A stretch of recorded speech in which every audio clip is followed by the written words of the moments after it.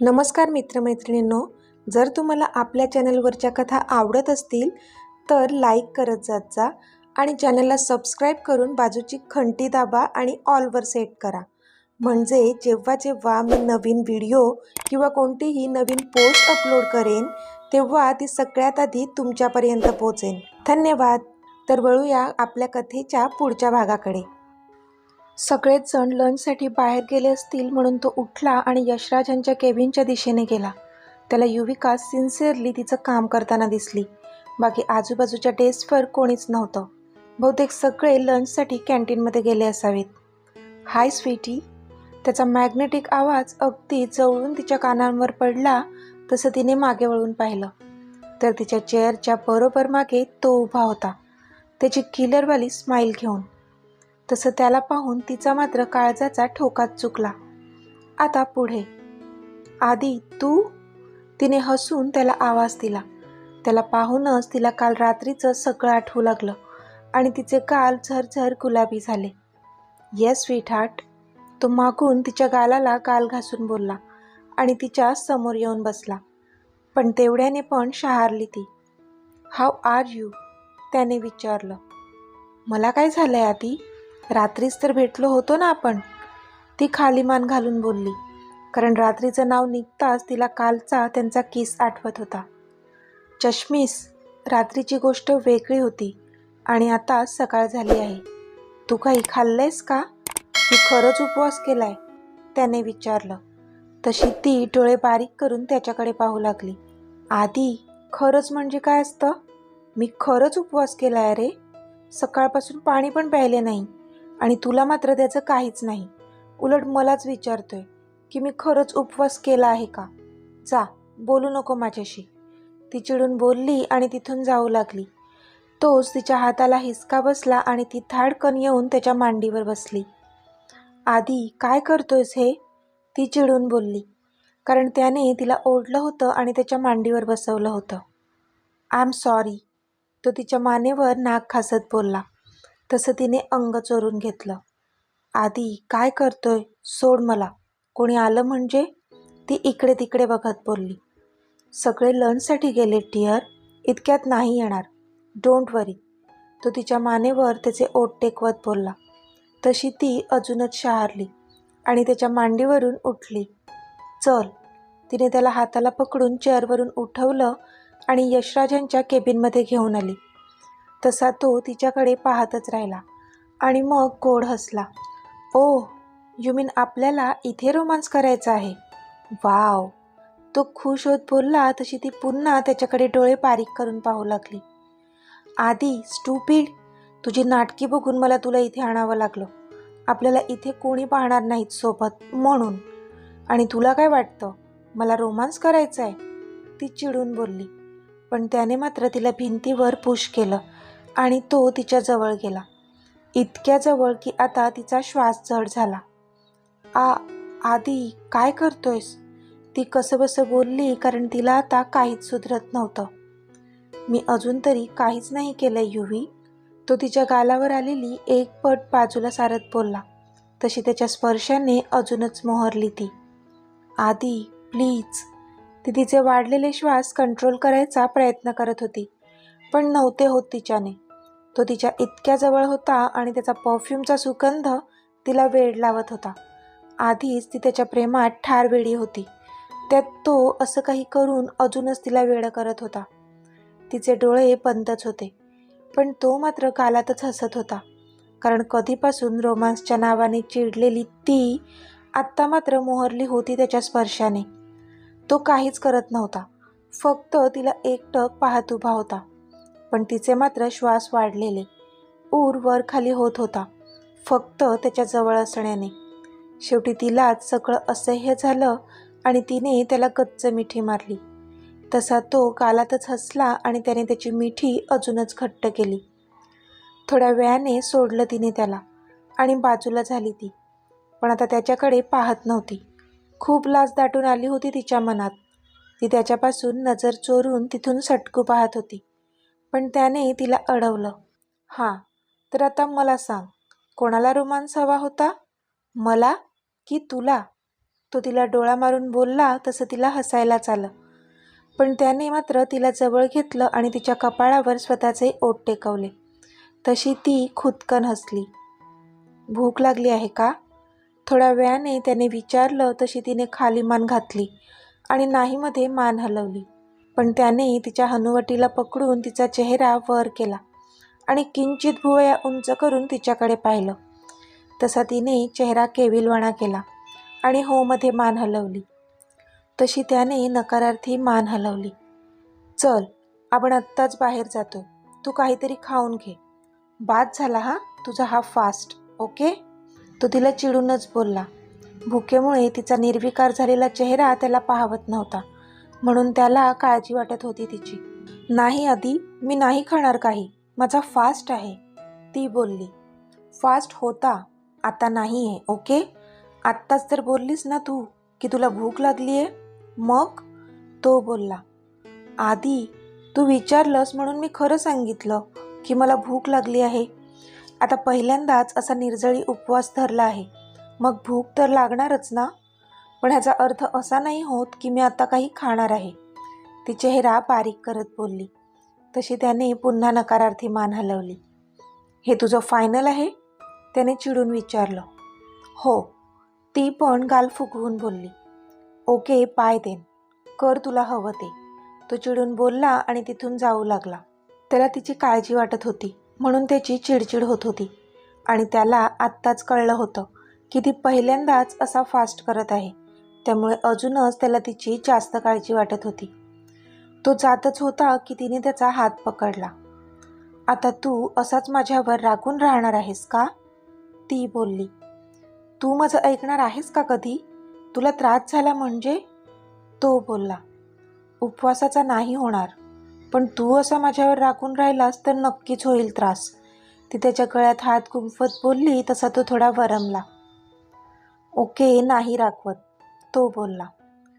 हे तू हसून पण बोलू शकतोस, मला छान वाटेल, ती बोलली. तसा तो गालातच हसला. हिचं काहीच होऊ शकत नाही असं मनातच बोलला तो. ओके स्वीटी, नाही रागावणार मी तुझ्यावर, पण जर ह्यामुळे तुला काही त्रास झाला ना तर मग बघ मी. तो पुढे काही बोलणार त्याआधीच तिने त्याच्या ओठांवर तिचा हात ठेवला. काही नाही होणार मला, ती हसून बोलली. तसा तो पण हसला. आधी ऐक ना, रात्री मला तुझ्या हाताने पाणी प्यायचंय, त्यानंतरच मी काहीतरी खाईन. तू येशील ना लवकर? तिने विचारलं. येस स्वीटहार्ट, तुझ्यासाठी मला यावंच लागेल लवकर, तो बोलला. तशी ती पण खुदकन हसली. चल, बराच उशीर झालाय, मला आता जायला हवं, तो बोलला. ओके, ती तोंड पाडत बोलली.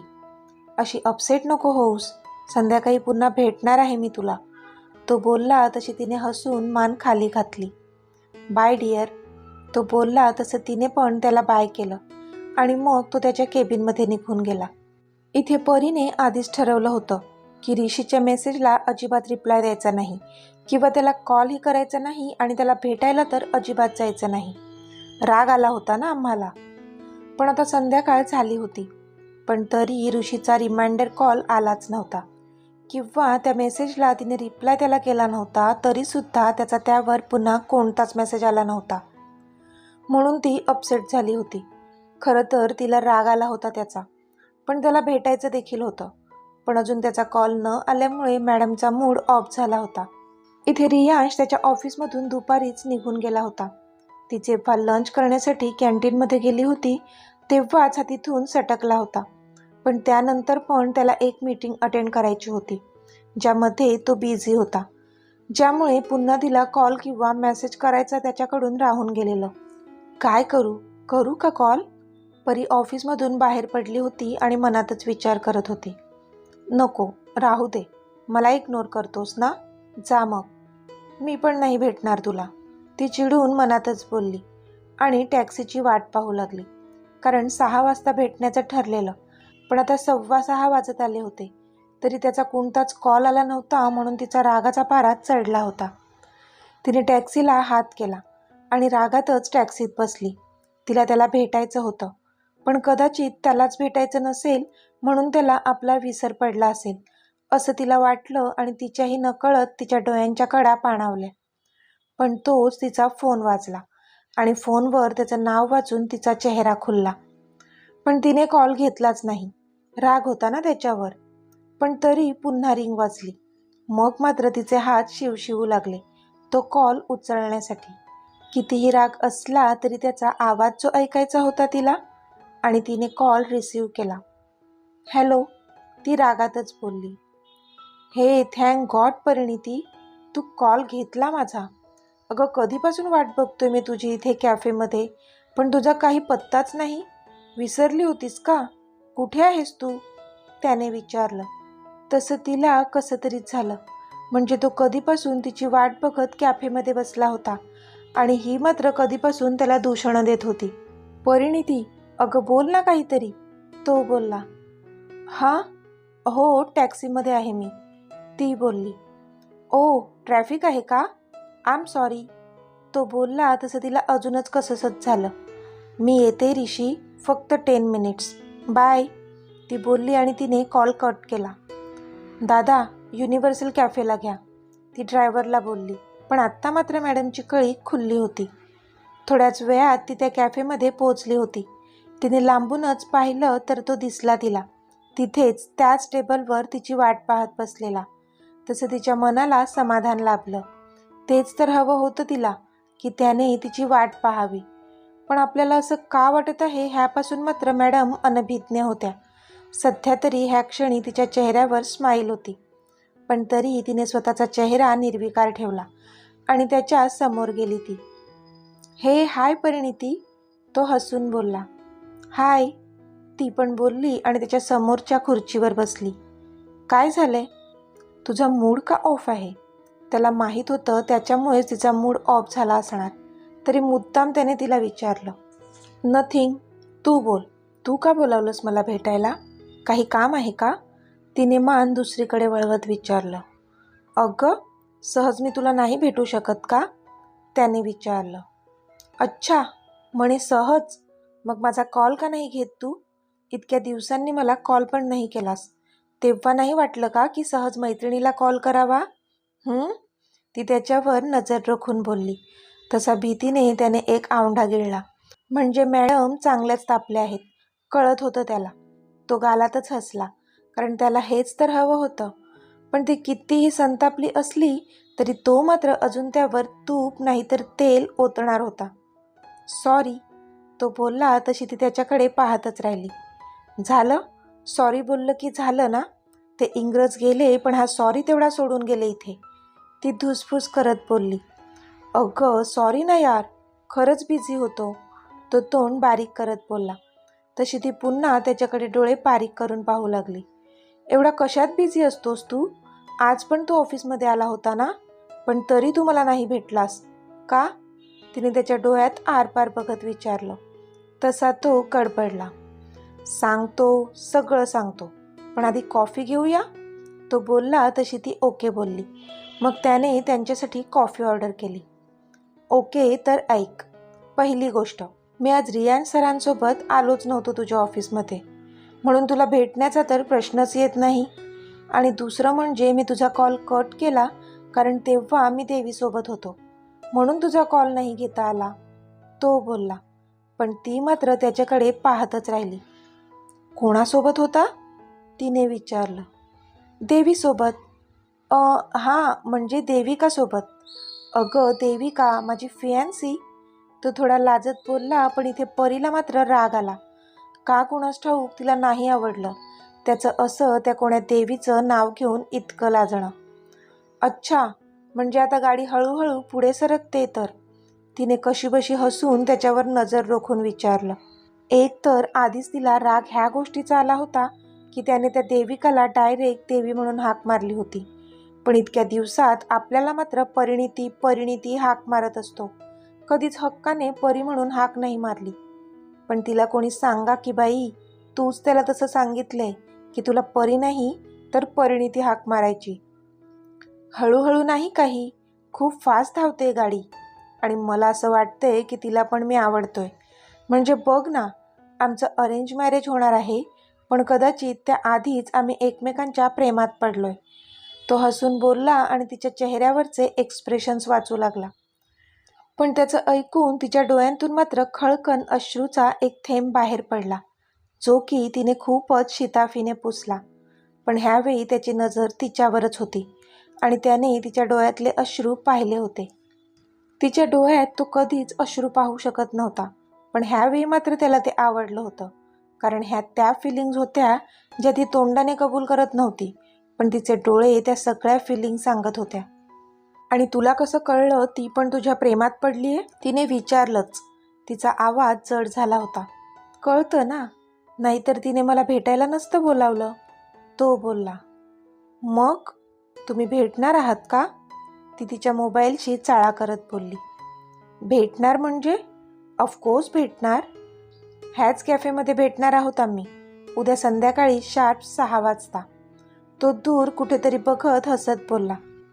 तसा तिचा अजूनच रागाने तिळपापड झाला. मला निघायला हवं आता, बाय, ती बोलली आणि तिथून उठून जाऊ लागली. हे थांब ना परिणिती, तो बोलला. पण ती नाही थांबली.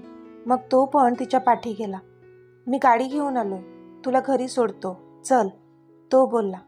त्याची काहीच गरज नाही, मी जाईन माझी, बाय, ती बोलली आणि पटापट पावलं टाकत तिथून निघून पण गेली.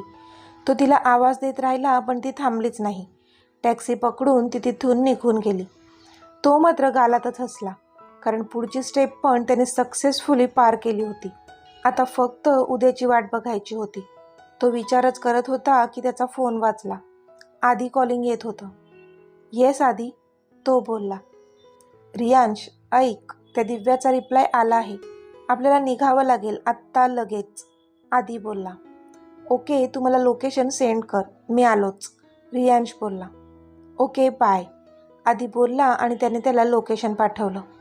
थोड्या वेळाआधी खरं तर आधी घरी जाण्याची घाई करत होता.